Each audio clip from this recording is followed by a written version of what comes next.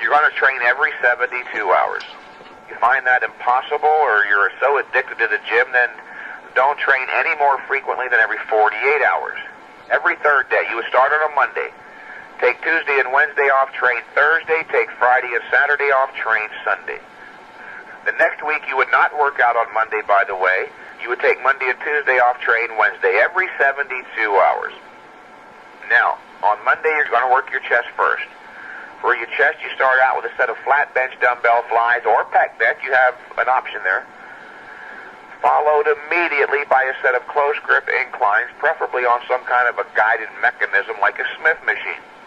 When I say close, I mean slightly closer than shoulder width. What should be wide are not your hands, but your elbows. Your elbows should be flared back away from your torso towards yours. Take your arms and place them out in front of you as in a wide grip bench press position. Now, without moving them, try to flex your pecs. Now, move your arms towards a close grip position, and without moving them, try to flex your pecs. Where do you get a better contraction? Closer. Also, with a guided mechanism, none of your effort or focus is diverted into coordinating and balancing the weight. All of your effort goes into moving the resistance and achieving a high-intensity contraction. In a more technical, deeper scientific sense, high-intensity training is really about high-intensity muscular contractions, i.e., the harder, the more intensely that a muscle is made to contract, the greater the growth stimulation. After that chest workout, you can take a brief rest, move on, and do your back. You start out with a set of close grip, palms up, pull downs, followed by a brief rest. There is no superset here. There's no superset unless I specify.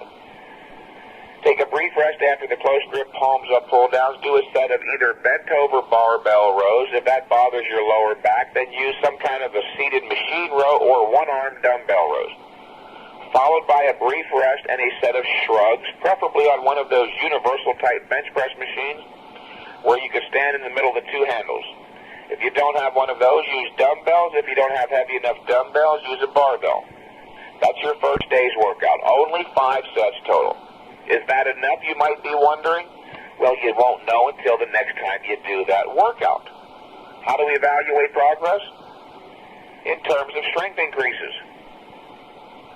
You will be stronger on your next workout, I can almost guarantee you with 100% certainty. You take Tuesday and Wednesday off, and on Thursday you do your shoulders and arms. For your shoulders, you do a set of dumbbell laterals or Nautilus shoulder laterals, which is the best by far without a doubt.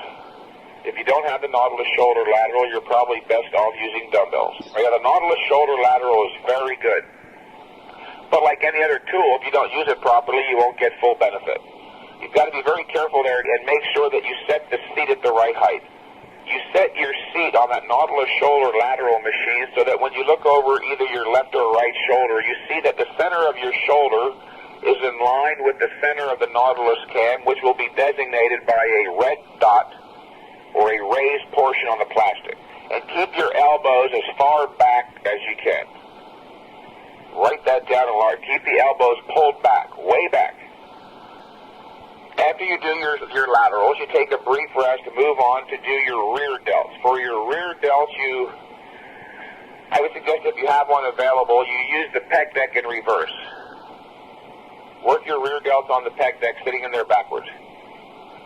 Now, if you're going to use that pec deck, make sure you put your arms in there properly. The triceps should be on the pads, not the top of the arms or the forearms. That'll work your lateral deltoid again. In other words, you want your arms kind of bent downwards. So your arms are parallel to the ground with your elbows and triceps against the pads. That'll work your rear delt. After that, you take a brief rest, move on and do a set of straight bar. Never do easy curl bar. A set of straight bar barbell curls. Take another brief rest. After the biceps, you move on and do a set of tricep press downs followed by dips. 2%.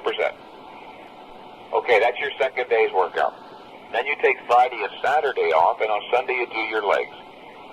For your legs, you do a set of leg extensions followed immediately by a set of leg presses, superset fashion. If you have one available, and not many gyms do these days, use the vertical leg press, the one that's straight up and down. Those angled leg presses are newfangled devices, and they actually represent a step backwards in workout efficiency. But most people think if something is new, it has to be better. Then you take a brief rest, move on to do a set of leg curls. Okay, after the leg curls, you take a brief rest, move on to do a set of calf raises, standing calf. Now, I'm going to suggest for the next month or two you don't do any abdominal work for the following reason. This program will at least maintain your existing abdominal condition, even improve it. I have some clients who literally complain after every tricep workout with those press downs they have sore abs. This program is designed to marshal all of your body's energy and resources onto the side of growth and strength increases in your major muscle groups. First of all, weight selection and reps. Select a weight for each exercise that lets you do about 6 to 10 reps in reasonably strict fashion. As you grow stronger and find that you're able to do more than 10 reps, increase the weight by 10 to 20% or any amount you believe necessary so you're back to about 6 to 10 again. And I say about. Of course, there are going to be those workouts where you misjudge. There may be a workout, for instance, when you're doing curls, and by the 8th rep, you clearly recognize you're not going to fail at 10, but maybe 13. That's fine. The intensity is still high. As long as you go to failure, the intensity is maximum, but the forces are lower. High-intensity, low-force exercise can be very productive. Where you're doubtful or you're reluctant, and I know that one, then go 8 to 12. And as a matter of fact, with leg presses, you can do 10 to 15 for sure. I have several real strong clients who are using the whole weight stack on the Nautilus leg press. They're doing up to 70 reps. That's strong. Not only is it strong, but it's reflective of a tremendously conditioned athlete. I've had a couple of free guys do as many as 30 reps on the Nautilus leg extension with the whole stack, then with almost no rest, do the leg press with 510 pounds, which is quite heavy, a different kind of a weight stack, for 70 reps. Now perform all of your reps in reasonably strict fashion. Reasonably strict fashion. Don't bounce, jerk, yank, or thrust the weights to get them started or to keep them moving. Lift, hold, and lower under control. Remember, high-intensity training technically is about high-intensity muscular contractions. In other words, the harder that the muscle itself is made to work, the more severe the contraction, the greater the growth stimulation. To go into detail through the whole program and give a let me give you, for instance, your chest. You want to be able to go from your flat bench dumbbell flies to your incline presses already knowing that you're warmed up, ready for the incline press. You want your shoulders and triceps warmed up. Start out, before you do that superset, do one set of incline presses with a light to moderate weight for 7 reps. Then go do a set of warm-ups with a light to moderate set of dumbbells for the dumbbell flies. That will prepare you. Do one set of close grip palms up pull downs with a light to moderate weight. Now, if you're going to do bent over barbell rows, of course your lower back is involved. You might want to do a light warm up for that one. Now, when you do your shoulders, when you do your dumbbell laterals, the first exercise, that will warm up your entire shoulder girdle sufficiently. You won't have to warm up for your rear delts. After your rear delts, you do one set of light to moderate curls. And you won't have to warm up for your triceps because your triceps will be warmed up sufficiently from your shoulder work. Your rear delts involve your triceps to a considerable extent. I would warm up on the leg press first. You want to warm up not just your leg, so your hips and lower back.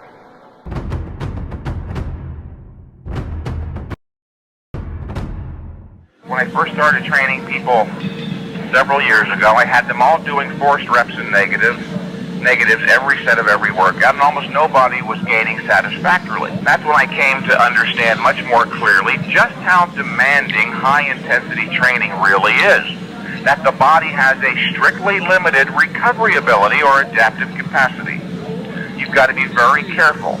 I used to use the analogy that high-intensity, heavy-duty exercise is like going out into the intense August sun. I've changed that. It's more like going out into the intense August sun with the sun 5 million miles closer to the Earth. Or even more precise, it's like jumping into a fire. It's a very intense stress. It'll warm you up, but you got to jump right back out.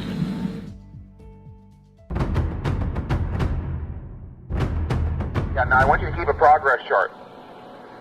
This is very important. Remember, when you're doing this thing right, you'll be getting stronger, if not every set of every exercise, every workout, then damn near. You got to keep an accurate progress chart so that you can monitor your progress and know that you're training properly. In other words, I can't guarantee you 100% that this given training protocol is exactly what you need in terms of volume and frequency. Only if there was a God could he look inside your DNA and say, you've got to train once every 59 and a half hours. Any more, any less will compromise your progress. We do know that the theory is universally valid. Every human being requires intense, brief, and infrequent training. What we don't know at the outset for everyone is just how brief or just how infrequent. Okay? Keep a progress chart.